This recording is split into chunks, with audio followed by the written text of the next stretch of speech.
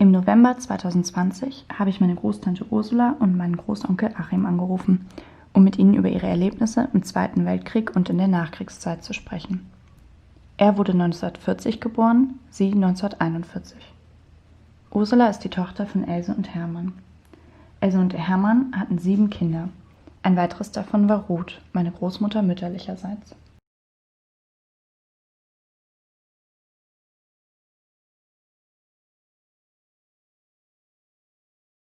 Und wie geht's euch? Och, Pauline, uns geht's so lala. Wir freuen uns über jeden Tag, den wir morgens zusammen aufwachen können und den Tag zusammen verbringen. Du wirst mich interviewen. Genau, wo bist du denn aufgewachsen? Ich bin ein Kriegskind, aufgewachsen in Breslau und habe den ganzen Schlamassel in Breslau mitbekommen. Ich weiß noch, wie die Russen dann Breslau angegriffen haben und auch bombardiert haben. Und ich weiß nicht, ob du dir das vorstellen kannst. Da sagte man, wenn die angreifen, dann setzen die Lichterbäume, nicht also Lichterbäume. Jedenfalls, das war auch Mama hat mich dann mal hochgehoben, damit ich da aus dem Fenster gucken konnte und mir das ansehen. Das war ja an sich verboten. Die hätten an sich schon links im Keller sein müssen, aber die war auch ungehorsam. Die wollte auch das sehen. Als dann die ersten Bombenangriffe auf Breslau stattgefunden hatten, da lagen den einen Morgen auch mal so 3 Blindgänger bei uns da auf dem Hof. Da haben wir einen großen Bogen drum gemacht und zugesehen, dass die bald abtransportiert wurden. Das ist dann auch bald geschehen. Das waren ganz schöne Brocken, die da rumlagen. Wenn die nochmal hochgegangen wären, das wäre nicht so gut ausgegangen. Und hatten deine Eltern nie Angst? Ich war mit Mama alleine da. Mein Vater wurde 37 eingezogen. Das war die sogenannte, das war damals diese 2-jährige Dienstpflicht für Männer vom Weltkrieg, nicht? Und die 2 Jahre waren und 39 ist er nach Hause gekommen und dann hat er ich sag jetzt mal, so den Grundstein für mich gelegt.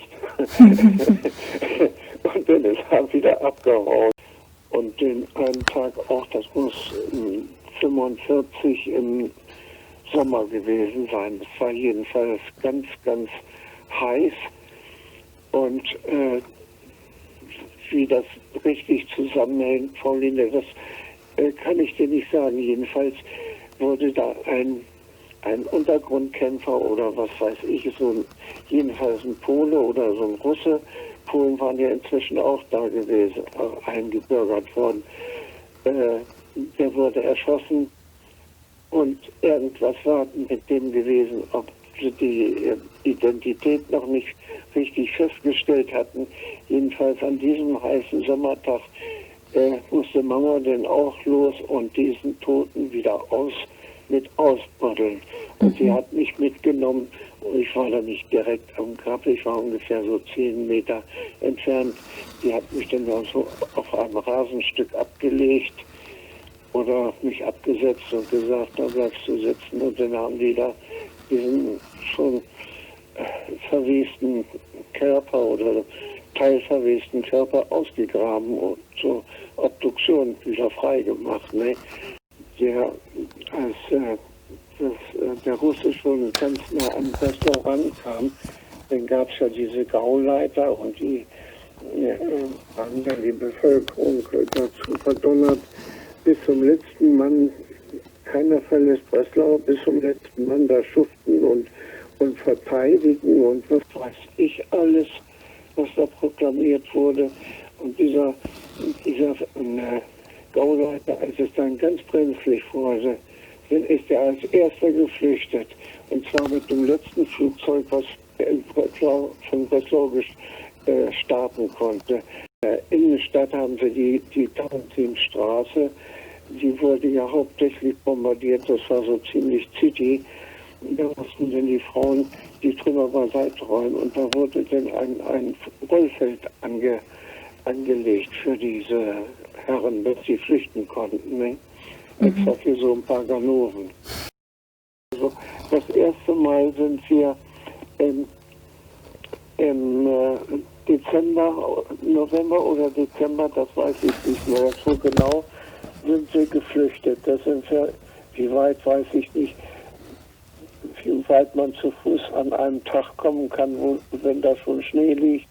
Jedenfalls sind wir dann nicht weitergekommen. Wir haben da in einem Dorf übernachtet. Wir wurden da gut bewirtet und das war so ein Bauernhaus, wo wir untergekommen sind mit mehreren Geflüchteten und dann kam plötzlich, am anderen Morgen standen plötzlich Russen auf dem Hof und haben uns alle wieder zurückgejagt nach Breslau. Keiner verlässt Breslau, naja. Und den haben wir noch bis Mai 46 haben wir dann da noch gehaust. Und dann haben uns die Russen rausgejagt. Den mussten wir weg. Also von der Reise an sich weiß ich nicht viel. Wir sind die meiste Zeit mit dem Zug gefahren. Und wie wir hier angekommen sind, in Hoya auf dem Bahnhof, dann standen da schon einige Fuhrwerke von den einzelnen Dörfern und die haben uns dann abgeholt. Und da haben Mama und ich und dann noch eine Frau da in so einem Stall geschlafen. Knechtekammer war da gewesen. Und da haben wir zu dritt drinnen gehaust. Ein Bett und eine Strohmatratze und dann noch eine Decke und dann haben wir da gehaust und dann kam hier dieser strenge Winter noch dazu, Januar, Februar. Und dann ist ja die Weser über das Ufer getreten und dann sind wir den einen Morgen aufgewacht und in dem Stall, das war nur eine einsteinige Wand, waren ja auch hauptsächlich für Knechte und fürs Vieh gedacht. Und als wir dann auf den einen Morgen wach wurden, dann sind wir erstmal gleich zur Fußwaschung gekommen und freiwillig, weil da das Wasser von der einen Seite reinlief und auf der anderen Seite ist das Wasser wieder rausgelaufen. Ja, das war schön, Pauline. Ja, naja, das haben wir da noch bis Juni, Juli dort noch gewohnt und dann haben wir hier in Altenbütten eine Wohnung bekommen. Wir hatten hier das Glück bei Krügers, das waren, da waren wir noch, Mama und ich, wir kriegten nur ein Zimmer oben. Da konnten wir auch einen Ofen aufstellen. Der wurde auch von der Gemeinde geliefert. Vater, der ist wie gesagt 48 oder 49 aus der Gefangenschaft gekommen. Das war ein paar Tage bevor vor ihrem Hochzeitstag. Im November war das gewesen. Das kann ich mich noch dran erinnern. Wir wurden wach und ein Pfiff immer einer. Und Mama wurde auf einmal so ganz agil. Die hat sich was übergerissen, Fenster aufgerissen, geguckt. Ja, tatsächlich. Da stand ihr Mann Herbert unten und hat gepfiffen. Er wusste ja auch nicht. Das war so 5, 6 Uhr morgens, als er da irgendwo von Eistrup her hier angekommen ist oder was weiß ich. Der war weitläufig in Sibirien gewesen und in Gefangenschaft dann nach dem Kriege und der war dann in so einem Bleibergwerk beschäftigt. Als er nach Hause kam, das war so ein Strichmännchen gewesen, hatte 94 oder 96 Pfund noch gewogen. Naja, was der Vater im Krieg erlebt hat, da hat er nicht groß drüber gesprochen. Das war ganz selten, dass der mal von Kriegserlebnissen gesprochen hat. Und wenn, denn, da war die Stimmung auch bei ihm immer gleich, wie soll ich sagen, Mich würde noch interessieren, wie war das damals, als ihr dann in Hoya angekommen seid? War das schwer für deine Eltern, so neu anzufangen? Ja, das war ganz schwer. Und Ja. wie haben die Leute damals darauf reagiert, dass jetzt irgendwie Flüchtlinge im Ort sind? Du, das war hier gar nicht so einfach. Wir hatten auf der Flucht schon eine Halbjüdin kennengelernt. Und die ist auch hier mit bis nach Altenbüttel gekommen. Und in Altenbüttel, das sind alles nur Bauern gewesen, da gab es dann auch so Häuslingshäuser. Und in einem Häuslingshaus, da hat die Frau Kretschmer, hieß die, ein Zimmer gekriegt. Und da ist dann auch noch ein Weißrusse dazu gestoßen. Der hat für meine Mama, für die Frau Kretschmer und die Frau Hirsch, das waren die drei, die sich so auf der Flucht kennengelernt haben. Die haben zusammen viel unternommen, also organisiert, Essen und was weiß ich alles. Und diese Jüdin, die hat geraucht. Und zwar Pfeife. Und die hat auch andere Sachen geraucht, wenn sie mal was hatte und kriegte, nicht? Und dann ist Mama mal mit mir zum Pastor hier in Bücken gegangen. Und da gab es ja so eine Kleiderkammer, konnte man jedenfalls da Sachen kriegen. Und dann sagte der Pastor, ich weiß nicht mehr, wie der hieß, ja, Frau Fischer, Sie kriegen alles von uns. Aber meiden Sie diese Frau Kretschmer, diese Jüdin? Nee, hat Mama gesagt, wir haben so viel vom Rössler bis hierher durchgemacht zusammen, die meide ich nicht.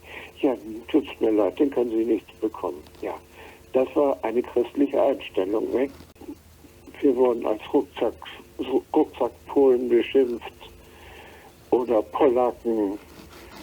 Ja, dieser Vater von diesem Schulfreund, der hinter dem Haus, da lief so eine kleine Beke, sagen wir hier, entlang. Und da haben wir mal länger drin gespielt und der Vater kam dann nach Hause, also von Willem, dem Schulfreund, der Vater, und dann sagt er, Willem, du schaffst nicht mit diesem Russen spielen. Also du sollst nicht mit dem Russen spielen, mit mir nicht. Naja, das hat er dann auch sein gelassen. Aber so war eben die Einstellung. Ne? Und in Stendern, als Mama und ich da wohnten und nochmal in dem gleichen Gehöft umquartiert wurden, weil das Wasser da durch den Stall geflossen ist.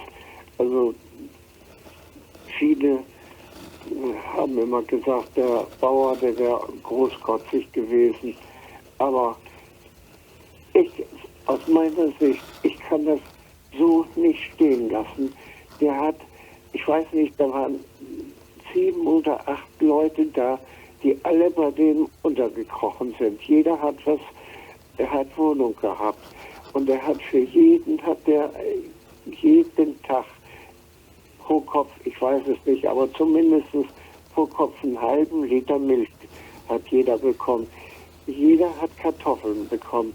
Jeder hat in der Woche so ein Stück Speck oder irgend sowas an Fleisch für Suppen bekommen, damit er etwas Fettwerte hatte. Oder dieses Schmalzzeug, Schmalz zum Kochen oder auf Brot zu schmieren, so Schweineschmalz oder was es da so alles gemacht hat. Genauso, Entschuldige, auch selbst Sirup gekocht. Da kriegten die Familien so viel Sirup, Zuckerrüben, damit sie sich das selber kochen konnten. Einen großen Kessel, Feuer drunter und dann wurden die klein geschnippelt, diese Rüben, und dann wurde Sirup gemacht. Jeder kriegte so ein kleines Stückchen Gartenland. Oh, also ich kann, Mama auch nicht, die können sich nicht beklagen. Das war da für den Bauern auch eine Möglichkeit zu helfen. Das war für ihn auch vielleicht unbequem, aber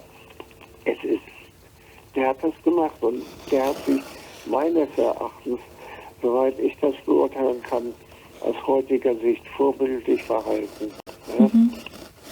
Beschimpft wurde man, das ist schon ganz, ganz lange her, Pauline, da habe ich schon einige Jahre in Nienburg gearbeitet und ich bin ja nun viel über die Dörfer gefahren, musste da Kunden besuchen und da ist mal einer neu hingezogen, der war nicht bekannt. Aber das nur mal nebenbei und dann kam da auch so ein kleines Bäuerchen mit seinem Pferd auf dem Acker, hat da geflücht auf die Hauptstraße zu. Oh, dachte ich, den fragst du, wenn der hier ist, nicht? Und dann habe ich den gefragt, ob er die Leute kennen würde, ob er mir sagen könnte, wo die wohnen, in welcher Ecke. Da kriegte ich zur Antwort erstmal, ist das ein Flüchtling? Ich sag, das weiß ich nicht, den kenne ich den auch nicht.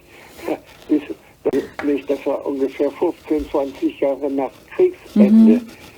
Da hat der noch diesen Hass in sich gehabt, Flüchtling zu sagen. Ja?